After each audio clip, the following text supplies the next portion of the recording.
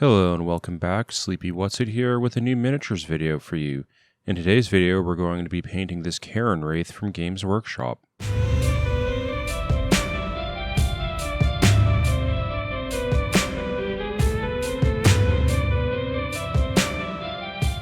As you can see here, for this model I've decided to go with a paint scheme that is a little bit different from the box art version of the model. Specifically, I've chosen to go with a green toned theme instead of a blue one. This I chose to do because A, I wanted to play around a bit with painting a classic green glow effect on this model, and B, for my Cairn Wraith, I want to stand out against the rest of my Nighthaun, since I'm planning on painting my Grimghast Reapers, which have a similar design with more of the classic blue-toned box art style. Assembly of the Cairn Wraith was relatively simple. It's like 5 or 6 pieces, so I'm not going to show it in this video.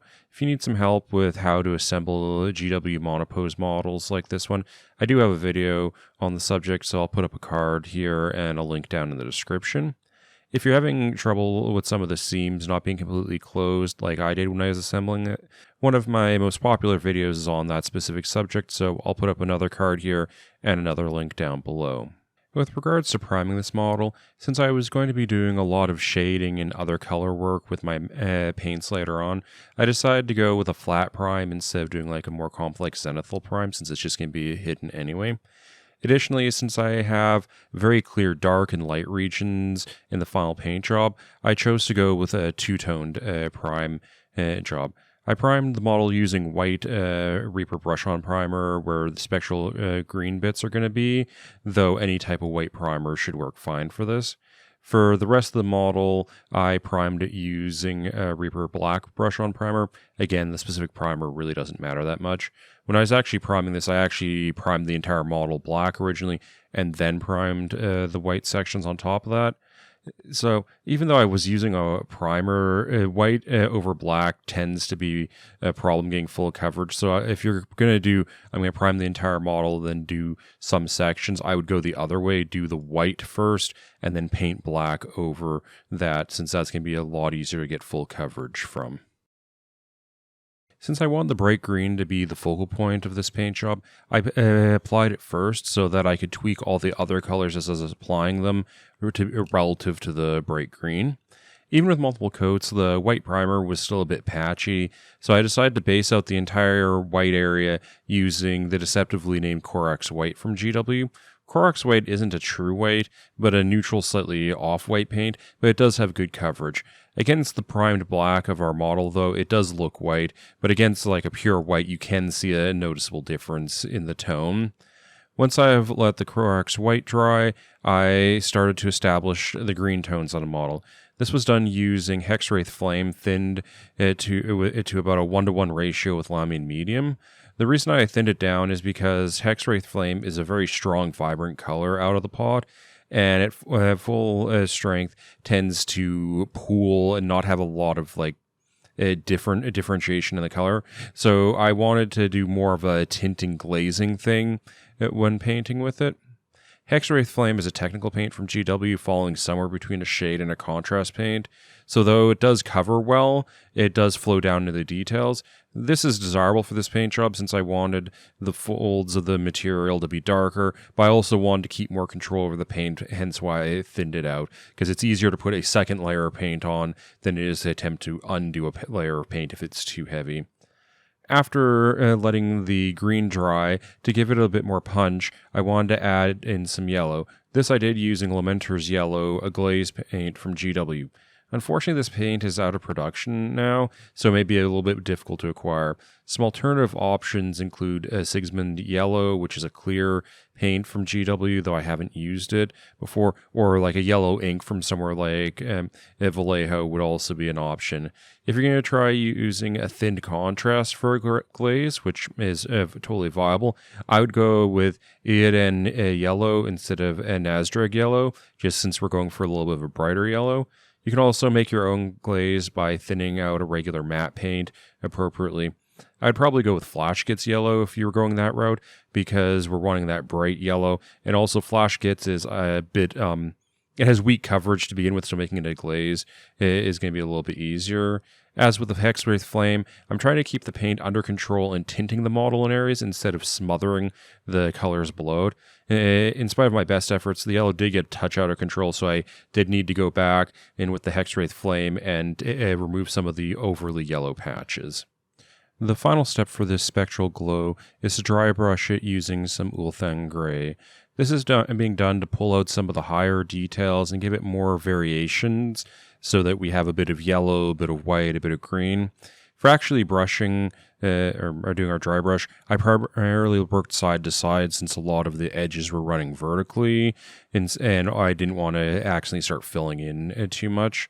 This dry brushing is only meant to be an accent, so it should be done lightly, since as always, it's easier to apply more paint afterwards than it is to remove paint you've already applied. You could also do this using some layering / edge highlighting techniques. It mostly comes down to a choice and aesthetic of like layering versus dry brushing, and also the speed that you want to complete this step at. For the cloak, I wanted to have a darker color to contrast strongly with the light spectral bits that we've already painted. I also still wanted to have a bit of the green tone in it to kind of tie the entire figure together, so I chose to not go with a standard black or a gray recipe. Instead, I chose to start by basing out using Incubi Darkness, which is a dark, slightly blue-green paint. I need to apply 2 coats here to get the green to be visually noticeable. If you're wanting a darker cloak, you could get away with probably just a single layer and just kind of tint the black a little bit green. Often when working with Incubi Darkness, one uses Keolia green shade to shade it, but because we're working over black, I feel that the recesses were already dark enough. The first paint that I used for highlighting, though, is Cabalite green, which I dry brushed on. For this highlight, I focused on making large, broad highlights instead of trying to do a lot of more detailed edge highlighting at this stage. For the second highlight, where we're going to do a bit more of that detailing, I went with Cyabrite green. Again, I went with dry brushing here, though I will concede I went in a little bit heavily handed. An alternative would have been to focus more on doing like edge highlighting, like picking out the folds and the bottom edges of the cloak and things like that.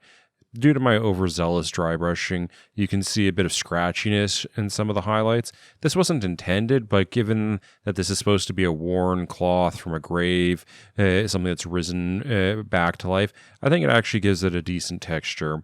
If you do go overboard with the second highlight, like I did originally, to get the tone specifically I have here, you're going to need to glaze in some Incubi Darkness to darken it back down. With the main focus areas of the model completed, the remaining portions that need to be painted are more accent sections, so I'm not going to go into as much detail of the process I went through here, though we are still going to hit the highlights, as it were. The first accent that I did was the wood on the haft of the scythe. I first based this out using Dryad bark, then I applied a wash of Agrax Earthshade, and finally highlighted using Baneblade Brown. Again, I dry brushed this highlight, which wasn't necessarily the best choice, but it does look a little bit better in person than it does on video. If I was doing this again, I would probably have been better served by doing some layering to do the highlights here, just tracing along the wood edges and things like that. After completing the wood, I next tackled the bone on the hands and the skull. Since I wanted a more recently raised from the grave grungy look, I used a darker recipe for bone than I normally would have. I first based out using Xantry Dust, which was then followed with a wash of Seraphim Sepia. Then, once that wash was dried, I went in and did a dry brushing using Ushabti Bone, and did a final highlight using Screaming Skull. Next, after completing the bone, I painted the trim on the cloak. I wanted this to pop a little, so I went with a reddish-brown color to contrast with all the green on the model, though I didn't want to make it too much of a bright, vibrant red so it didn't clash really badly. So the first layer I did was basing it out using Rhinox hide. I then did some very light dry brushing using Doombull Brown to give a bit of a weathering and kind of fade to that Rhinox hide. Finally, I did a touch of edge highlighting using Squig Orange along the edges just to really define it around the face. The final portion of the figure itself that needs to be painted at this point is the metal on the scythe. This was first based out using lead belcher. I also took the opportunity while doing this to touch the little spikes along the trim with a bit of that lead belcher to really make them pop out. Since we're going for an old corroded metal look here, I ended up actually using 2 different washes on the blade. First, I used Nuln Oil, making sure to have it pool in the pits of the metal to darken them up and just generally darken and pull out a lot of the detail. Once that was dried, I then used Reclin Flesh Shade over the entire blade to give it a bit of a rusted patina. With the shades dried, I then did some kind of edge highlighting and dry brushing using our lead belcher to brighten up areas like the spikes and along the blade edge and back of the blade and things. Areas that would have be touching, hitting things handled or sharpened, like basically where some of that patina would have been rubbed off.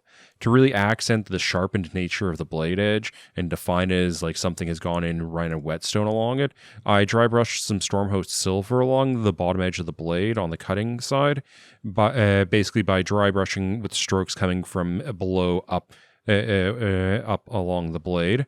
And finally, to complete the look, I stippled and dry brushed a little bit of Riza rust on the flats and unsharpened portions of the blade. I probably could have gone a bit heavier with the rust texturing, but I think it's nice, though it is a bit subtle. With the figure itself completed, all that remained was painting the base itself. I based this out first using Eshin Gray, since I was wanting a little bit more of a dark, less of a pure neutral gray. I wanted something with a little brown in it. This was then washed using Nuln Oil to get into all the crevices of the base and define them nicely. Once the shade was dried, I then dry brushed it using Storm Vermin Fur, which is a nice mid-tone, slightly brown gray, and then I did a final highlighting using Administrarum Gray. To finish off the base, I painted off the rim using a Bad in Black, and with that, we have our completed Cairn Wraith. I hope that you enjoyed this video and found it informative. If you did, please give the video a like. If you want to see more content like this, please subscribe to the channel. If there are things you'd like me to cover on the channel, please reach out to me in the comments down below or on social media via Twitter and things like that. If you want to keep up with projects that I'm working on, both for videos and not for videos, please follow me on Instagram or check out my painting streams that I do on the weekends over on Twitch. Thank you for watching. I look forward to seeing you in the next one.